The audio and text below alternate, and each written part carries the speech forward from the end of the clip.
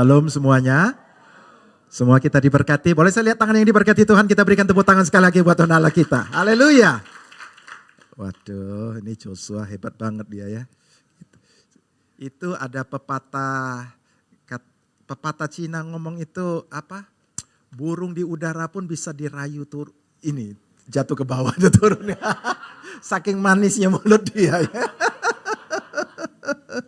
Haleluya. Saya bersyukur kepada Tuhan bahwa hari ini boleh beribadah di tempat ini. Menikmati pujian penyambahan yang powerful sekali. Saya merasakan hadirat Tuhan bagus sekali. Enak sekali di sini ya. Thank you untuk worship leadernya. Ternyata istrinya Joshua. Dan saya bawa salam dari seluruh jemaat yang saya gembalakan kepada setiap Bapak Ibu tempat ini ya. Shalom semuanya ya. Berapa banyak yang tadi pagi hadir di tempat ini? Sebagian ya, oke. Tak kenal maka tak sayang, katanya baru pertama kali di sini. Saya sudah beberapa kali di doa malam kalau nggak salah ya, gitu ya. Jadi saya memperkenalkan diri, perkenalkan nama saya Pendeta Petrus Eng. Saya gembala di satu gereja GBI, Kingdom of God di wilayah timur sana ya, gitu ya. Nah itu aja perkenalannya. Nah hari ini kita akan belajar bersama-sama. Saya akan bicara tentang iman. Bapak Ibu kalau yang tadi pagi tidak hadir, saya sangat menganjurkan Bapak Ibu bisa lihat tayangannya. Lewat di mana? YouTube ya, tayangannya di YouTube hari ini. Karena apa yang saya bagikan tadi pagi itu adalah pondasi. Ya enggak? Kalau Bapak Ibu belum dengar, harus dengar. Karena banyak sekali anak-anak Tuhan itu, mereka udah ikut Tuhan, udah percaya sudah jadi anak Tuhan, udah ke gereja, udah 50 tahun ke gereja gitu. Tapi mereka tidak memahami fondasi itu. Dan sehingga mereka tidak mengalami terobosan di dalam hidupnya. Nggak ada perubahan. Karena apa? Karena mereka nggak ngerti, saudaraku. Tapi ketika kita mengerti dan kita berjalan dengan sesuai dengan frekuensinya Tuhan, kita pasti akan mengalami semua rancangan yang terbaik. Masalahnya kita itu berbeda di frekuensinya Tuhan. Tuhan maunya begini, kita maunya begini, saudaraku. Tuhan ngomong A, kita ngomong B, saudaraku. Jadi bingung, gak bisa ketemu, saudaraku ya. Nah itu saya gak akan bahas tentang itu lagi. Tapi hari ini saya mau bahas tentang next step gitu ya. Hari ini saya mau bahas tentang iman, saudaraku. Bersama saya katakan iman, saudaraku. Banyak anak Tuhan itu berpikir iman itu adalah percaya kepada Yesus masuk sorga, titik, amin, puji Tuhan, haleluya, saudaraku ya. Tidak demikian, saudaraku ya. Saudaraku kalau baca di dalam Alkitab kita akan berjumpa Rasul Paulus berbicara tentang iman, pengharapan dan kasih. Pernah dengar? Pernah dengar? Ya enggak ya, satu set gitu ya, saudaraku. Saudaraku itu satu set ini seringkali kita berpikir bahwa kita harus punya kasih, kita harus punya pengharapan, iman, saudaraku. Tapi iman, pengharapan, kasih ini berbicara tentang satu set dalam keselamatan. Di dalam apa yang dikerjakan oleh Yesus, saudaraku. Pada mulanya manusia itu dalam keadaan yang tidak berpengharapan. Manusia itu jatuh di dalam dosa dan kemudian hidup dalam akibat daripada dosa itu. Dia terputus dari Allah, rohnya mati, saudaraku, menuju kematian kekal, hidup di dalam kutuk, dikuasai oleh roh jahat penguasa dunia ini, dan hidupnya kacau balau, saudaraku. Itulah keadaan yang tidak berpengharapan. Masalahnya mereka tidak bisa lepas dari kondisi itu. Nggak bisa lepas dari kondisi kutuk, nggak bisa, saudaraku. Nggak ada cara untuk lepas dari kondisi kutuk. Karena selama ada dosa, maka ada akibatnya, dan salah satu akibat dosa itu adalah kutuk, saudaraku. Makanya mengalami kutuk di dalam keluarganya, kutuk di dalam keuangannya, kutuk di dalam kesehatan, kutuk, saudaraku. Itu kutuk, saudaraku. Tuhan waktu manusia jatuh dalam dosa, Tuhan ngomong apa? Terkutuklah tanah, dengan bersusah payah kau akan mencari rezekimu. Dengan berpeluh kau akan dapat makanan. Itu mulainya start dari kutuk. Tapi kemudian Tuhan jelaskan lebih detail lagi di dalam Ulangan pasal 28, mulai dari ayat 15 sampai ayat 68, dikatakan apa? Kalau engkau tidak mengikuti ketetapanku, tidak mengikuti perintahku yang kuperintahkan padamu hari ini, maka semua kutuk ini akan mengejar kau. Sampai kau punah, saudaraku ya. Terkutuklah kau di ladang, terkutuklah di kota, terkutuklah buah kandunganmu, terkutuklah waktu masuk, waktu keluar, terkutuk. Wah 68, saudaraku. Baca aja capek, saudaraku ya. Apalagi jalani hidup kutuk itu, saudaraku. Nah itu enggak berpengharapan. Sampai kepada Yesus datang ke dunia, dia membebaskan kita dari dosa itu. Dosa itu diambil dari kehidupan kita, sehingga tidak dijumpai lagi dosa itu. Karena nggak ada dosanya, maka nggak ada kutuknya juga. Tuhan itu bukan hanya menanggung dosa kita, dia menanggung hukuman atas dosa itu.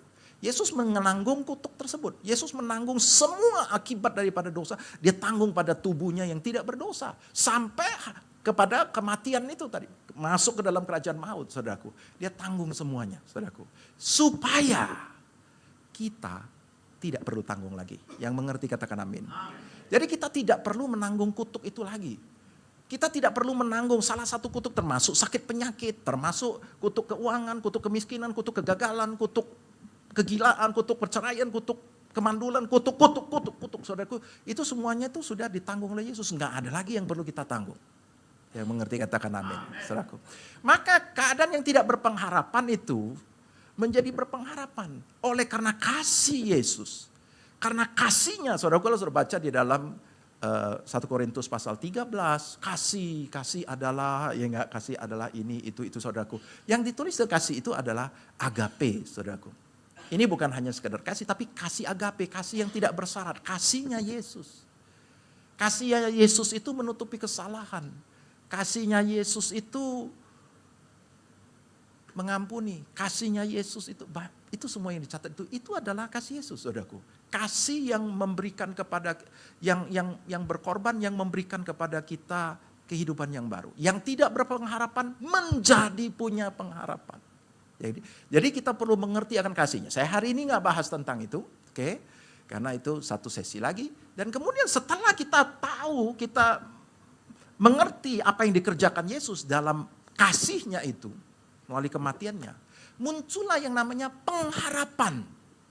Kita sudah bisa berharap. Tadi kita nggak bisa berharap. Kenapa? Karena dikuasai oleh kutuk. Nggak bisa berharap. Sekarang saya bisa berharap. Saya punya pengharapan untuk masuk surga sekarang. Tadinya nggak ada harapan, nggak bisa, saudaraku. Saya sekarang punya pengharapan bahwa usaha saya berhasil, segala berjalan dengan baik. Saya sembuh dari penyakitku, saya keluargaku diberkati. Saudaraku, tadi pagi, wow, luar biasa banget gitu ya. Pak Gembala itu mengajak kita untuk memperkatakan, saya diberkati, saya sehat, saya keuangan saya begini, saya begitu, saya begini. Wow, luar biasa itu. Saudaraku, itu adalah pengharapan yang muncul oleh karena kasih Yesus yang mati bagi kita, membuat keadaan yang tidak berpengharapan menjadi ada pengharapan. Dan Tuhan mau kita menemukan pengharapan. Kita yang tadi putus asa, yang mau frustasi, yang depresi, yang udah mau bunuh diri, saudaraku. Tuhan mau kita menemukan pengharapan di dalam Yesus, saudaraku. Tapi pengharapan itu tidak menyelamatkan kita. Nggak menyelamatkan kita. Saudaraku, kita tidak boleh hidup di dalam pengharapan. Nah, mayoritas banyak sekali anak-anak Tuhan karena tidak memahami, dia hidup di dalam pengharapan. Dia terus berharap, dia berharap Tuhan tolong. Dia berharap Tuhan sembuhkan. Dia berharap Tuhan berkati. Dia berharap, saudaraku. Kalau dia berharap terus, dia selamanya hidup dalam pengharapan. Saya mau kasih tahu. Kasih karunia yang Tuhan berikan kepada kita, itu hanya bisa diterima dengan iman. Bersama saya katakan iman. Iman, saudaraku.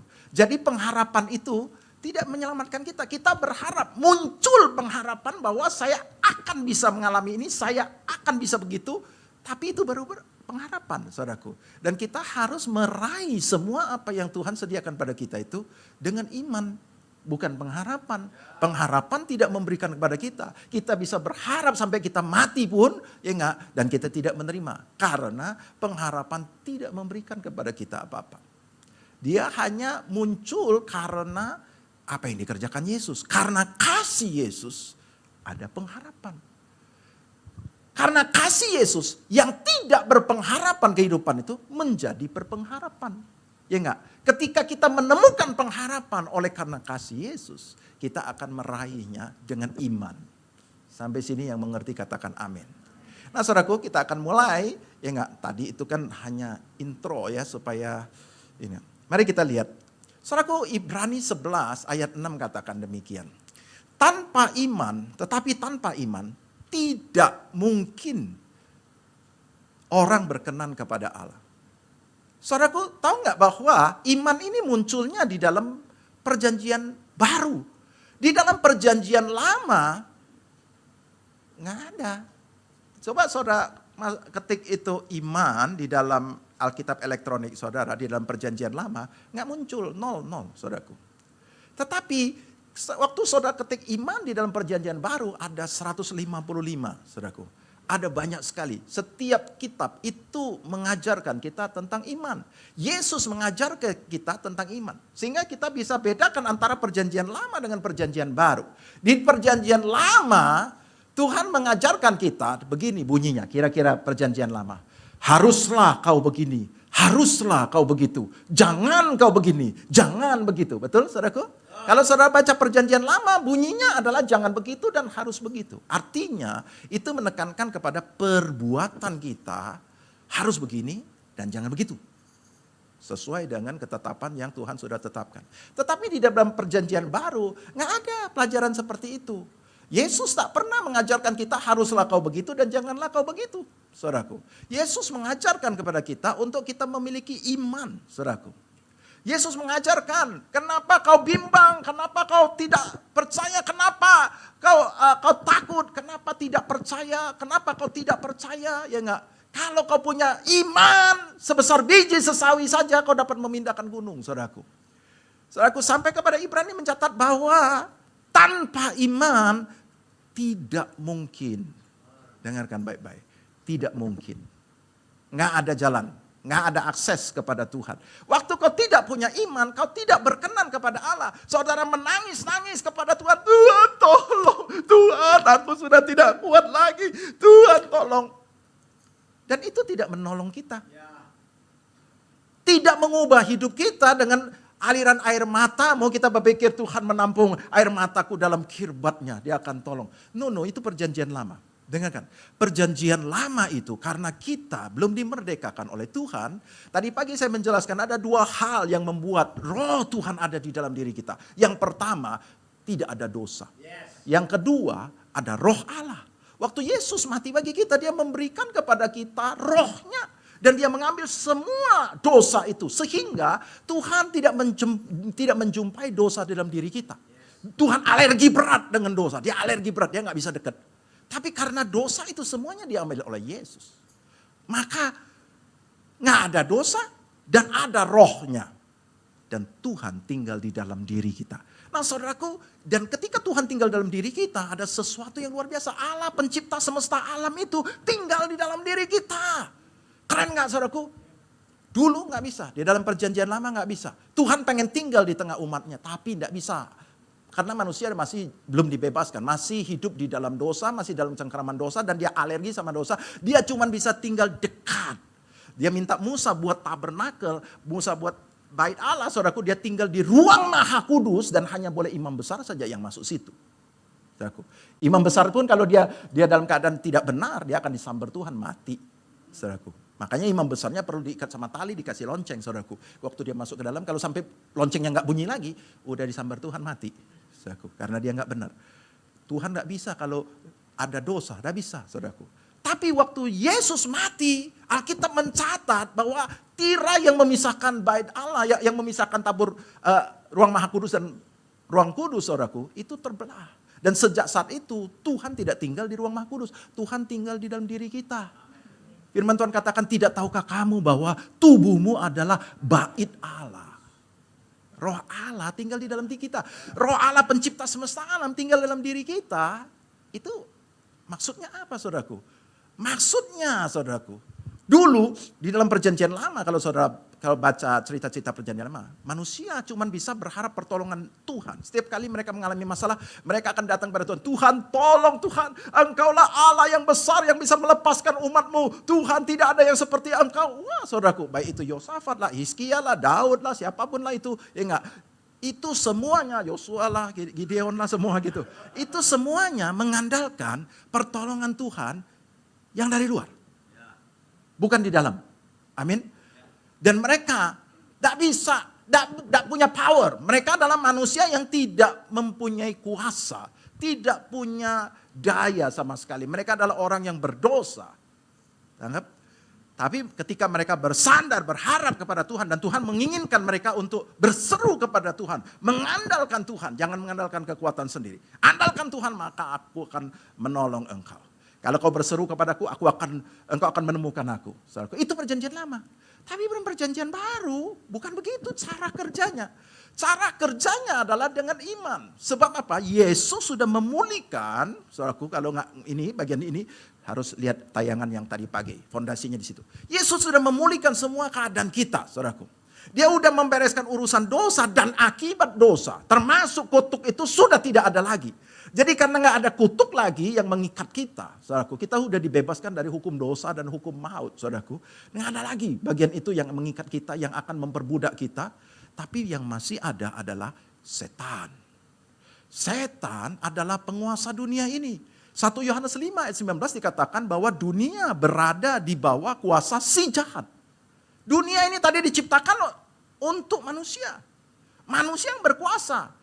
Dulu waktu Tuhan itu kan adalah Tuhan yang kekal ya.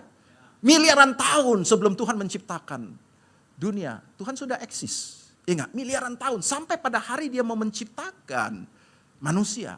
Dia ciptakan dulu dunia ini.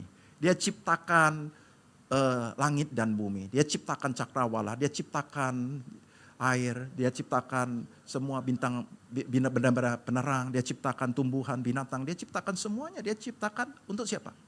Untuk manusia, bukan untuk Tuhan, untuk manusia. Sebab Tuhan sudah hidup, sudah eksis miliaran tahun tanpa barang-barang itu. Amin, saudaraku. Dia ciptakan emas, dia ciptakan batu permata, dia ciptakan untuk siapa? Untuk manusia, saudaraku. Tuhan nggak butuh itu, saudaraku. Dia ciptakan itu semuanya untuk manusia. Dan dia berikan kepada manusia supaya manusia berkuasa atasnya. Ya enggak? Dia berkati dan supaya manusia berkuasa. Tapi waktu manusia jatuh dalam dosa, kuasa itu direbut oleh si jahat. Sehingga si jahatlah yang sekarang berkuasa atas dunia ini. Si jahat yang berkuasa, saudaraku. Nah, saudaraku, Tuhan mau supaya kita hidup di dalam lingkungannya si jahat. Namun kita tidak dikuasai oleh si jahat.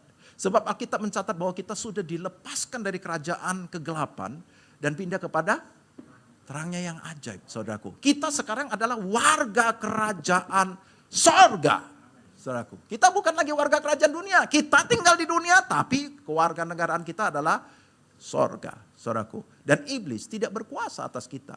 Kita sekarang lagi bukan lagi orang berdosa, kita adalah orang benar. Iblis tidak bisa menghukum kita. Tidak bisa menggunakan hukum Taurat untuk menekan kita. Nggak bisa, saudaraku. Tapi dia bisa tipu kita. Dia bisa menipu kita. Dia adalah penipu ulung, saudaraku. Dia tipu kita seolah-olah kita belum merdeka. Nah, saudaraku, Tuhan mau kasih tahu kita bahwa segala kondisi yang buruk itu sudah diberesin oleh Tuhan. Kalau kamu percaya bahwa Tuhan sudah bereskan masalah penyakitmu. Dia katakan dia sudah menanggung semua penyakit dan kelemahan. Oleh bilur-bilurnya kamu sudah sembuh. Tapi pertanyaannya, apakah kau percaya itu? Banyak anak Tuhan, ada beberapa gereja-gereja yang tidak percaya. Dan mereka percaya bahwa kita ini diselamatkan. Jiwa kita diselamatkan. Ya enggak? Kita masuk surga. Tapi kita enggak bisa percaya bahwa tubuh kita diselamatkan. Yesus menanggung penyakit kita bukan penyakit jiwa. Waktu Yesus ada di muka bumi, dia menyembuhkan penyakit jiwa atau penyakit pada fisik? Penyakit pada fisik. Betul nggak? Orang-orang yang sakit secara fisik dan Tuhan sembuhkan. Kenapa setelah zaman sekarang mereka nggak percaya bahwa Tuhan sudah sembuhkan penyakit kita? Saudaraku, saya mau ajak kita untuk memahami. Kalau Yesus sudah bereskan, maka yang terjadi adalah begini. Contoh misalkan soal sakit penyakit. Tapi ini semua masalah keuangan, masalah pokoknya semua yang berhubungan dengan kutuk ya. Misalkan sakit penyakit. Orang yang belum dimerdekakan oleh Tuhan, dia akan seperti perjanjian lama tadi itu. Dia akan minta tolong kepada Tuhan. Tuhan tolong Tuhan, engkau Tuhan tolong Tuhan sembuhkan dari sakit lepra, dari sakit kusta, dari sakit ini, dari sakit itu. Tuhan tolong, Tuhan tolong saudaraku. Dan kemudian Tuhan tolong, sembuhlah dia saudaraku. Tapi kemudian itu adalah di mana dia yang sedang punya sakit minta tolong kepada Tuhan sehingga Tuhan jamah. Di perjanjian baru bukan begitu. saudara harus memahami kondisi ini dengan benar. Di dalam perjanjian baru, Yesus sudah menanggung semua penyakitnya. Saudara percaya atau enggak? Firman Tuhan ngomong gitu. Di Matius 8 ayat 17 katakan bahwa dia menanggung penyakit dan kelemahan kita. Saudara percaya? 1 Petrus 2 ayat 24 dikatakan bahwa dia oleh bilur-bilurnya kita sudah sembuh. Saudara percaya? Saudara percaya? Benar-benar percaya. Kalau saudara percaya, saudara sudah sembuh. Saudara harus percaya saudara sembuh. Oke, saudaraku. Nah sekarang kalau kita mengalami satu gejala, satu tanda, seolah-olah kita ini masih sakit, saudaraku. Tanda sedang terkena penyakit COVID misalkan. Saya dulu beberapa waktu yang lalu, anak saya itu dokter di Malang, saudaraku. Dia sering main ke sini. Nah waktu masa COVID itu dia main ke rumah, saudaraku. Dan kami jalan-jalan lah setiap hari naik mobil dan nggak pernah pakai masker. Nggak pernah pakai masker. Nah satu kali dia pulang dia ngomong, "Papi, saya kena COVID." Dia adalah dokter, saudaraku ya. Dia tes PCR, dia COVID, saudaraku. Dan saudaraku, PCR COVID itu ada tingkat penularan, saudaraku. Itu dengan nilai CT ya, nilai CT. Nilai CT-nya kalau sudah 20 ke bawah itu tingkat penularannya sangat ganas, saudaraku. 20 ke bawah. Dia sangat bawah, nilai CT-nya cuma 3, saudaraku. Dia ngomong saya udah nangani berapa ratus pasien, saudaraku. Nggak ada nilai CT serendah itu. Saya sendiri yang kena. Jadi dia tingkat penularannya sangat ganas sekali. Nah saya itu tiap hari jalan sama dia. Ya enggak? Waduh. Dia tanya, "Papi nggak apa-apa kah?" Saya nggak apa-apa, aman. Tuhan lindungi. Dan kemudian malamnya tiba-tiba saya merasakan semua gejala yang disebutkan itu. Apa yang dia rasakan itulah yang terjadi pada saya. Wah, kepalanya sakit lah, dia merasa fulah, badannya sakit lah, dia beginilah, demam tinggi lah, segala. Saya ngomong, waduh gejalanya. Nah saudaraku, iblis itu langsung taruh di dalam pikiran saya adalah saya tertular. Amin. Saya kena COVID. Amin, saudaraku. Nah sekarang kalau saya mengaminkan bahwa saya sakit, saya entah itu tertular atau apa gitu, saya mengaminkan saya COVID, maka saya COVID. Betul? Tapi penyakit ini, Tuhan ngomong dia sudah tanggung semua. Jadi bagaimana saya bisa kena COVID? Ya enggak? Kalau penyakit ini adalah akibat dari kutuk, dan kutuk itu sudah ditanggung oleh Yesus, kenapa saya ngalami lagi? Ya enggak? Nah, saya mempercayai firman Tuhan bahwa saya sehat. Waktu malam hari ketika saya ngomong, waduh gawat ini.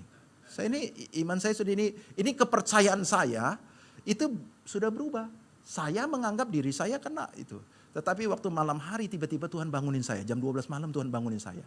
Tuhan menaruh sesuatu dalam hati saya. Apakah kau masih percaya bahwa kau itu sudah sembuh? Oleh bilur-bilurku kau sudah sembuh. Bahwa kau itu adalah orang sehat. Saya selalu mendeklarasikan bahwa saya orang sehat. Saudaraku, jadi malam itu saya langsung terima kasih Tuhan. Saya percaya, saya orang sehat. Yesus sudah tanggung semuanya. Saya nggak ada sakit penyakit lagi. Saya menolak semua tipu daya iblis. Saya tolak ini COVID. Saya nggak sakit COVID. Saya orang sehat. Dan saya tidur. Besok pagi saya langsung periksa ke rumah sakit, tes PCR, saudaraku.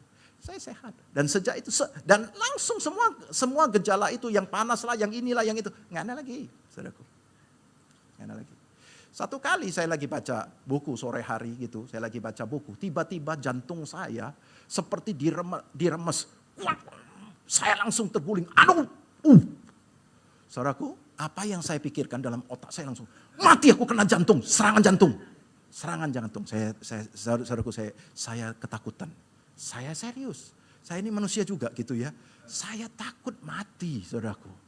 Itulah saya takut mati. Dan saya mulai mendeklarasikan, wah saya orang sehat, saya begini, saya begitu, wah saya ini ciptaan baru, saya sehat, Yesus sudah tanggung semua, wah saudaraku.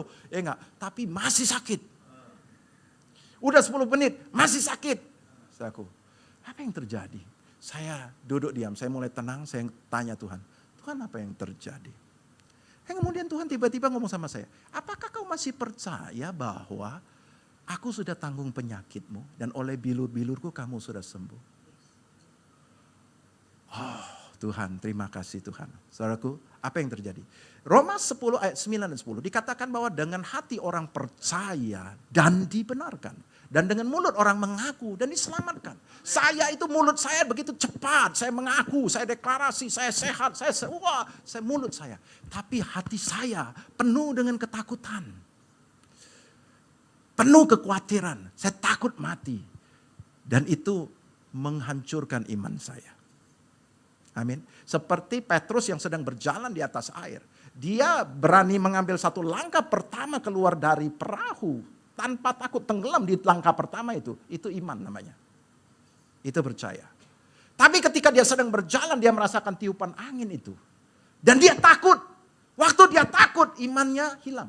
Dan dia langsung tenggelam. Dan dia bisa mati. Amin, saudaraku. Sama seperti itu, saudaraku. Saya itu punya iman. Saya menjalani hidup saya dengan iman. Tetapi pada saat iblis itu kan akan mencobai kita terus. Dia akan mengetes iman kita terus, saudaraku. Enggak, kalau sakit flu, ya aman, iman. Dalam nama Yesus. Aku ini sehat, sakit flu, saudaraku. Coba ketika jantungnya, saudaraku. Langsung ketakutan, saudaraku. Lah itulah saya. Jadi mulut saya mengaku, tetapi hati saya ragu, saudaraku. Dan kemudian saya langsung tenang, saya langsung mengingat kembali apa yang dikerjakan Yesus.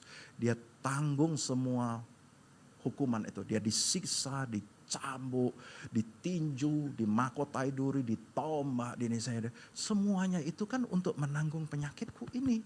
Ingat, oleh bilur-bilurnya, oleh setiap luka itulah aku ini sudah ditanggung. Sehingga aku gak perlu tanggung lagi. Yesus ini adalah tipuan iblis. Aku menolak sakit jantung. Terima kasih Tuhan. Engkau sudah betul-betul menguatkan aku. Kau betul-betul sudah tanggung penyakitku. Aku percaya itu. Terima kasih Yesus, aku orang sehat.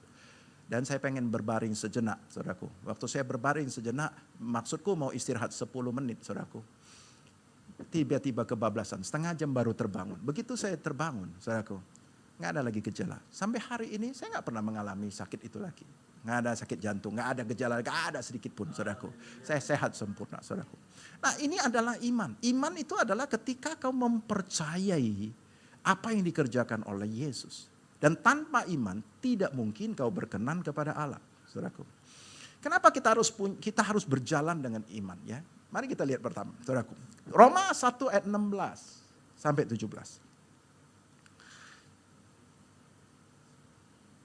Roma 1 ayat 16. Sebab aku mempunyai keyakinan yang kokoh dalam Injil. Karena Injil adalah kekuatan Allah yang menyelamatkan setiap orang yang percaya. Pertama-tama orang Yahudi, tetapi juga orang Yunani. Sebab di dalamnya nyata kebenaran Allah yang bertolak dari iman dan memimpin kepada iman. Seperti ada tertulis, orang benar akan hidup oleh iman. Dan akan baik-baik. Dikatakan apa? Injil adalah kekuatan Allah. Saudara pengen ada kekuatan daripada Tuhan? Saudara pengen disertai oleh kuasa Tuhan? Saya mau kasih tahu. Injil adalah kekuatan Allah.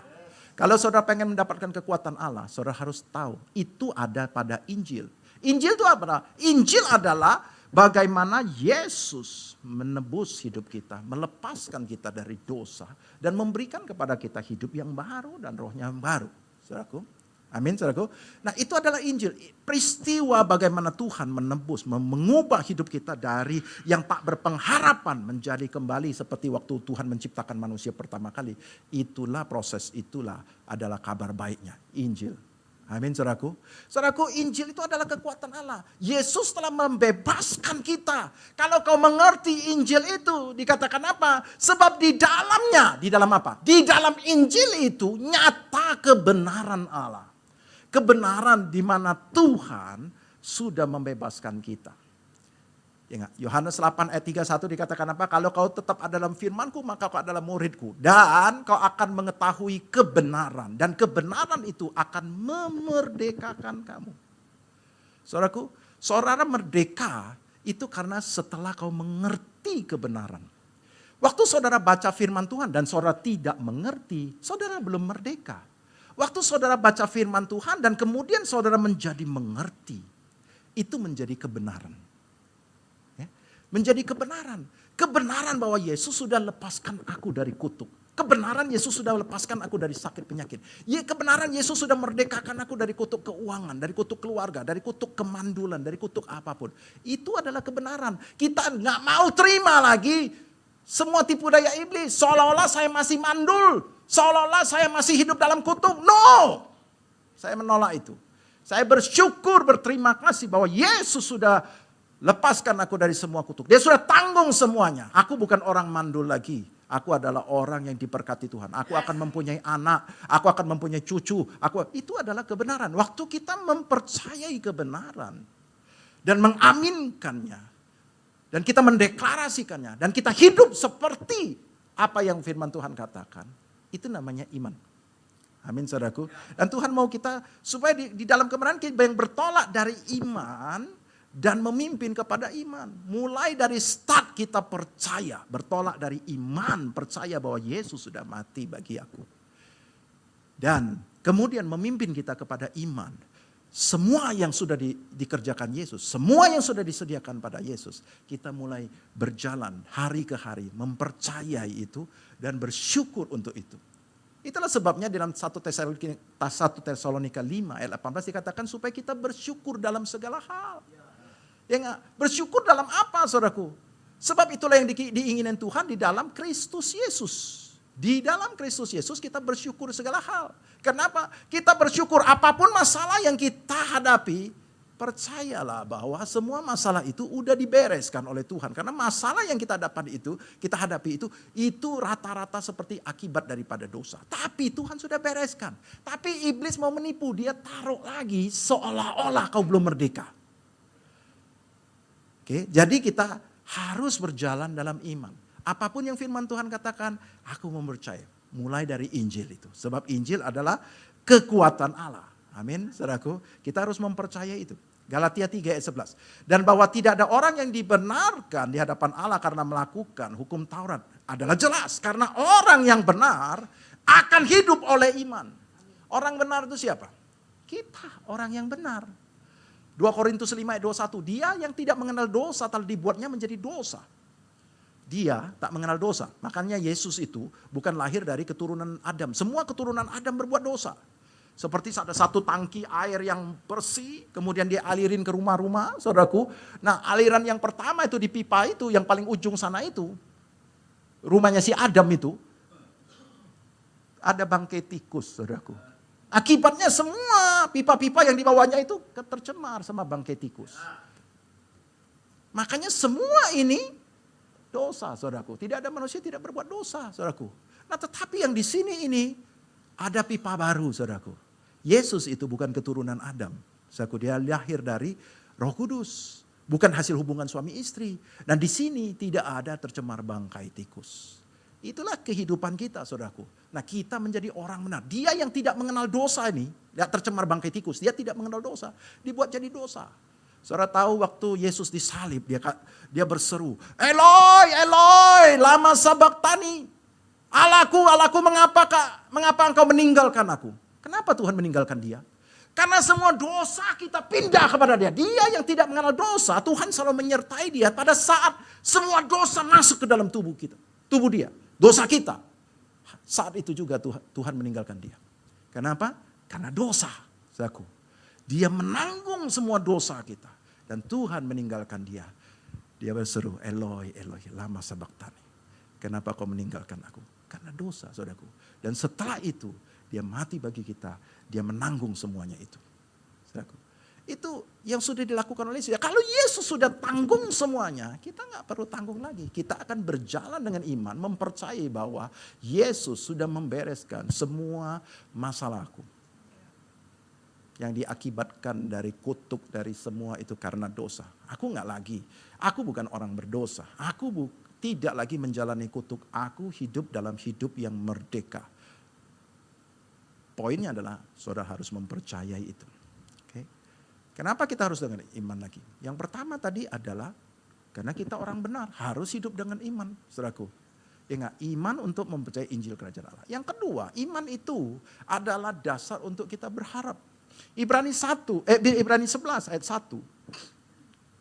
Iman adalah dasar dari segala sesuatu yang kita harapkan dan bukti dari segala sesuatu yang tidak kita lihat. Ayat 3. Karena iman kita mengerti bahwa alam semesta telah dijadikan oleh firman Allah, sehingga apa yang kita lihat telah terjadi dari apa yang tidak dapat kita lihat. Saudaraku, iman adalah dasar dari segala sesuatu yang kita harapkan. Kita mengharapkan segala sesuatu yang baik. Kita mengharapkan hidup sehat. Kita mengharapkan diberkati, posisi naik, keluarga bahagia. Kita mengharapkan hubungan baik. Kita mengharapkan semua. Kita pasti berharap yang baik. Saudara boleh berharap apa saja, tetapi dasar dari pengharapanmu harus iman. Karena ada pengharapan yang tidak didasarkan pada iman. Contoh, kalau saya berharap tahun ini saya akan dipromosikan jadi manajer. Kenapa? Sebab general manager yang sekarang ini adalah sepupu saya. No, jadi dia berpikir dia akan dipromosikan dengan dasar GM sekarang itu sepupu dia. Saudaraku, itu bukan dasar iman, saudaraku. Iman ini adalah berbicara tentang kepercayaan kita kepada kebenaran itu yang ada di dalam Yesus, saudaraku. Iman haruslah kau percaya berdasarkan apa yang Yesus sudah lakukan. Aku sekarang berharap. Aku berharap. Aku bebas dari penyakit ini. Sebab aku percaya. Dasarnya adalah Yesus sudah tanggung penyakitku. Tahun ini juga aku merdeka. Tahun ini juga. Ingat, bulan ini juga. Minggu ini juga. Saudaraku, itu adalah dasar. Iman itu harus adalah dasar dari semua kita harapkan. Kita berharap naik posisi, kita berharap keuangan kita naik, kita berharap bisnis kita lancar. Itu harus berdasarkan dari iman kita kepada apa yang dikerjakan Yesus. Tangkap enggak? Kalau saudara berharap kepada yang lain, maka itu bukan iman. Saudaraku. Dan ayat 3 katakan, karena iman kita ngerti bahwa alam semesta ini telah dijadikan oleh firman Allah, sehingga apa yang telah kita lihat terjadi dari apa yang tidak kita lihat, saudaraku. Saudaraku, segala sesuatu yang kelihatan itu dijadikan oleh firman Allah. Allah menciptakannya dengan firman, saudaraku. Ketika engkau mempercayai firman ini, firman yang dimana Yesus telah membereskan semua masalahmu. Yesus sudah menanggung semua dosamu dan semua akibatnya, semua kutuk, semua penyakit, semua itu. Yesus sudah tanggung. Dan engkau mempercayai. Saudaraku, waktu engkau mempercayai dengan imanmu, kau berharap berdasarkan kepercayaanmu, dan kau mendeklarasikannya, kau bersyukur karena itu, maka dia akan mencipta. Firman Tuhan itu akan mencipta dari apa yang tidak kelihatan sekarang, keuanganmu yang masih buruk sekarang ini, karena kau percaya bahwa Yesus sudah memerdekakan keuanganmu, maka kau percaya bahwa apapun yang kau kerjakan di dalam bisnismu akan berhasil, karena kau tidak lagi hidup dalam kutuk. Amin. Dan Tuhan akan memberkati engkau. Sebab Ulangan 8 ayat 17 dikatakan bahwa Tuhan memberi kekuatan kepada kita untuk memperoleh kekayaan itu. Saudaraku. Dan kita tidak sedang hidup dalam kutuk. Iblis tidak berkuasa atas keuanganku. Aku bersyukur Tuhan kau sudah memerdekakan aku dari kutuk. Dan aku diberkati dalam keuanganku. Dan waktu kita mempercayai dan kita menjalani, maka firman Tuhan yang kita percayai, yang kita perkatakan, kita deklarasikan, dia mencipta. Dia mencipta. Berdasarkan imanmu kepada firman Tuhan itu. Amin, saudaraku. Saudaraku, Abraham, dikatakan mari kita baca di dalam Abraham pasal ke-4. Roma 8, Abraham pasal 4. Roma 4 ayat ke-18. Sebab sekalipun tidak ada dasar untuk berharap. Namun Abraham berharap juga dan percaya bahwa ia akan menjadi bapa banyak bangsa menurut yang difirmankan. Demikianlah banyaknya nanti keturunanmu. Imannya tidak menjadi lemah walaupun ia mengetahui bahwa tubuhnya sudah sangat lemah karena usianya telah kira-kira 100 tahun. Dan bahwa rahim Sarah telah tertutup. Tetapi terhadap janji Allah ia tidak bimbang karena ketidakpercayaan. Malah ia diperkuat dalam imannya dan ia memuliakan Allah dan dengan penuh keyakinan bahwa Allah berkuasa melaksanakan apa yang telah ia janjikan. Karena itu hal ini diperhitungkan kepadanya sebagai kebenaran. Kata-kata ini yaitu hal ini diperhitungkan kepadanya tidak ditulis untuk Abraham saja tetapi ditulis untuk kita. Sebab kepada kita pun Allah memperhitungkan ketika kita percaya kepada Dia yang telah membangkitkan Yesus, Tuhan kita dari antara orang mati, yaitu Yesus yang telah diserahkan karena pelanggaran kita dan dibangkitkan karena pembenaran kita. Saudaraku, kepercayaan kita seperti Abraham. Abraham kalau dia ngomong dasar lahiriah, saudaraku. Kayak tadi kan, kenapa kau bisa naik ini? Iya, secara lahiriah. Sepupu saya itu GM-nya, saya percaya saya akan dipromosi tahun ini. Itu dasar, dia berdasar kepada hal-hal lahiriah. Nah hal-hal lahiriah pada Abraham gak ada. Umurnya udah hampir cepet saudaraku. Ya gak, tubuhnya udah reot, udah gak bisa on lagi barangkali gitu ya. Dan istrinya sudah mati haid saudaraku. Secara logika, secara medis, secara apa, orang bodoh kalipun akan ngomong gak mungkin punya anak. Betul? Kalau berdasarkan apa yang secara lahiriah, tidak mungkin. Tapi kalau karena Tuhan berjanji kepada Abraham dan Abraham memegang firman, percaya bahwa kalau Tuhan janji dia pasti genapi, saudaraku. Kepercayaan itu kemudian dianggap sebagai kebenaran. Dan hal ini juga berlaku buat kita yang percaya bahwa kita sudah dibenarkan oleh Yesus. Amin saudaraku. Bahwa kita sekarang itu sesuai dengan firman Tuhan. Yesus sudah merdekakan kita. Yesus sudah berkati kita. Dia sudah sediakan semua berkat itu kepada kita. Kita hanya perlu meraih apa yang sudah Yesus sediakan bagi kita. Ketika kita mengerti kebenarannya, kita mempercayainya, kita mendeklarasikannya, dan kita bersyukur karenanya, dan kita menghidupi seolah-olah memang demikianlah yang seharus terjadi. Saudaraku. Jadi perbedaannya jelas. Di perjanjian lama Tuhan tolong. Di dalam perjanjian baru, imanku yang dari dalam ini mencipta semua keadaan yang tidak kelihatan menjadi kelihatan. Semua hal-hal yang saya harapkan berdasarkan apa yang dikerjakan oleh Yesus. Saya mendapatkan pengharapan dari apa yang Yesus kerjakan itu. Dan berdasarkan itu saya berharap keadaan saya baik. Dan saya bersyukur untuk itu. Saya menjalani seolah-olah memang sudah demikian terjadi. Maka yang tidak kelihatan itu menjadi kelihatan dan kemudian itu terwujud. Saya menjadi sembuh. Karena apa? Karena kepercayaan saya kepada sesuatu yang sudah Yesus kerjakan. Dan itu diperhitungkan sebagai kebenaran. Dan itu akan menciptakan apa yang tidak kelihatan menjadi kelihatan. Amin saudaraku. Yang pertama kenapa kita iman? Karena kita sebagai orang benar harus hidup. Tanpa iman, harus hidup dalam iman. Tanpa iman kau tidak mungkin berkenan kepada Tuhan. Yang kedua, kau akan membuat semua yang tidak kelihatan. Yang sudah Yesus lakukan. Tapi belum kelihatan pada dirimu. Kau jangan hidup dalam pengharapan. Kau akan meraihnya dalam iman. Ketika kau mempercayai, ketika kau memperkatakan, ketika kau menghidupinya. Seperti udah benar, aku sepakat sama Tuhan.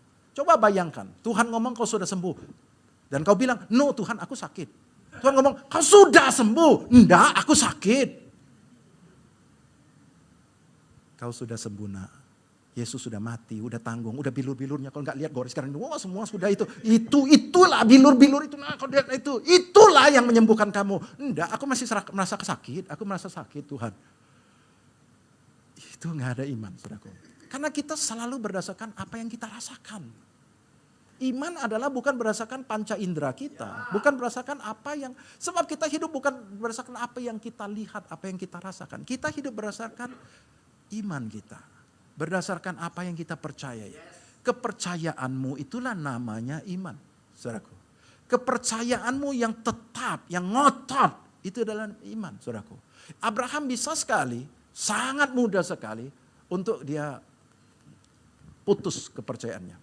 Kenapa? Waktu Tuhan janji sama dia, udah Tuhan ngomong kau akan jadi bapak bangsa, banyak bangsa, kau akan begini. Iya, tapi belum terjadi. Setahun belum terjadi, 2 tahun belum, 3 tahun belum terjadi, 4, 5, 6, 7, 10. Sangat mudah untuk dia, dia punya imannya rontok, saudaraku. Amin, saudaraku. 10 tahun, saudaraku. Dan berapa lama dia? Bukan 10 tahun, 25 tahun baru dia terima, saudaraku. Tapi selama 25 tahun dia menguatkan imannya, kepercayaannya. Dia ngotot bahwa kalau Tuhan ngomong ini udah benar. Udah benar. Nggak salah lagi. Berapa banyak. Saudara sudah baca Son of Abraham? Sudah lihat filmnya? Sudah? Saudaraku, orang yang paling dekat dia. Saudara kalau berdiri di dalam Abraham sedangkan istrinya itu menangis. Mana aku masih datang bulan. Mana sampai nggak datang bulan lagi. Sudah sampai putus. Sudah. Saudaraku, apa yang dirasakan Abraham? Saya waktu nonton itu saya nangis terus. Kalau saya jadi Abraham, gimana saya itu melihat istri saya? Tuhan ngomong dari satu negeri yang dalam kehidupan yang baik, Tuhan suruh kita pilih. Tuhan suruh, Tuhan yang mana? Tuhan yang mana? Sampai Tuhan janji bahwa kita akan punya anak. Tuhan yang mana? Mana? Saudaraku, iman adalah pada saat kau belum melihat itu, kau percaya firman Tuhan udah benar. Udah benar, saudaraku. Waktu kau percaya seperti itu, firman Tuhan ngomong dia udah tanggung penyakitku. Aku bersyukur Tuhan, aku percaya. Walaupun aku masih merasakan tapi aku menolak semuanya. Aku percaya udah benar. Oke. Yang terakhir, suatu kita harus hidup dengan iman. Karena tanpa iman kau tidak berkenan kepada Tuhan. Orang benar akan hidup oleh iman. Oke.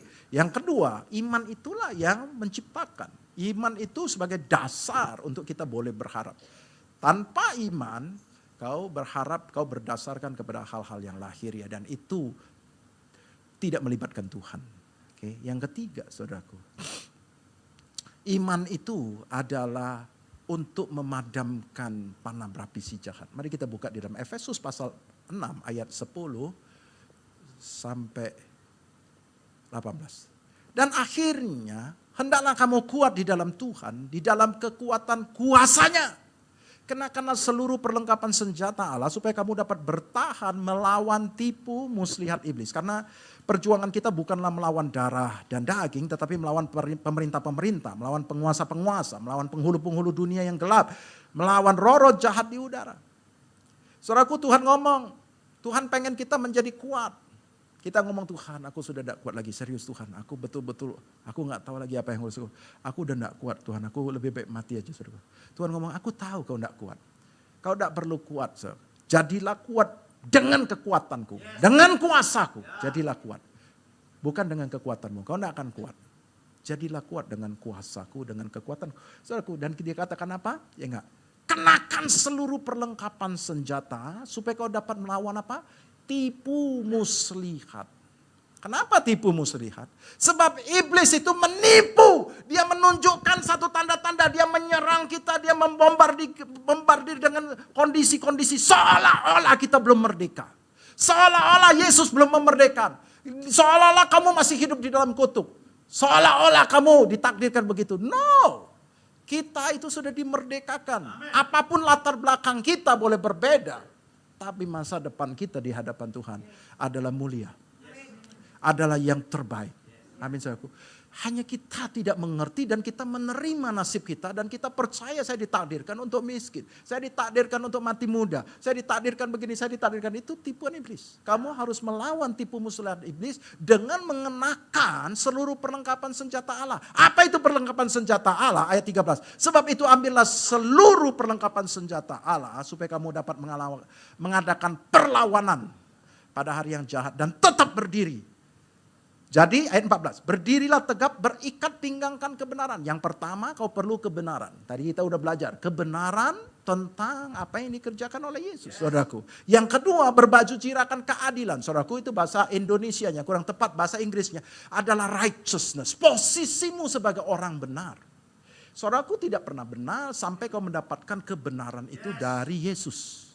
Ya enggak, 2 Korintus 5 ayat 21, dia yang tidak mengenal dosa telah dibuatnya menjadi dosa supaya kita dibenarkan oleh Allah, kita might become the righteousness of God. Kita menjadi righteousness of God, kebenaran Allah. Itu saudaraku. Kita harus mengenakan, saya ini orang benar. Iblis menuduh kita, kau berdosa, kau begini. Saya minta grace period ya, minta waktu sedikit lagi ya. Ini saya sudah lewat 22 detik saudaraku. Sudahlah ya, ini kan sudah ibadat terakhir ya. Belum lapar kan? Belum kan? Masih seru? Boleh saya lanjutkan? Oke, sedikit lagi aja. Saya ini udah poin terakhir kok gitu ya. Jadi posisi kita sebagai orang benar. Saya ini orang benar. Iblis ngomong, barusan 3 hari yang lalu, baru tadi pagi kau bohong sama istrimu gitu.